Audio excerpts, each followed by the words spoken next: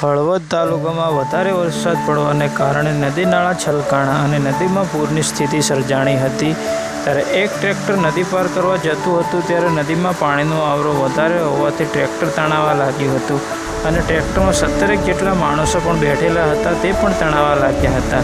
પરંતુ સદનસીબે અમુક માણસો પોતાની રીતે ટ્રેક્ટર પકડી અથવા ઝાડવાની મદદ લઈને તેને પકડીને જીવિત રહ્યા હતા અને તેમને બહાર કાઢવામાં આવ્યા હતા।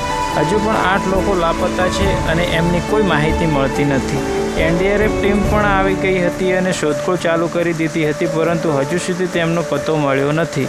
મિત્રો, બને ત્યાં સુધી પાણીથી દૂર રહેવું। પાણીનો પ્રવાહ કયા સમયે વધી જાય આપણને કંઈ ખ્યાલ પણ નહીં હોય। મિત્રો, સાવચેત રહો, સલામત રહો।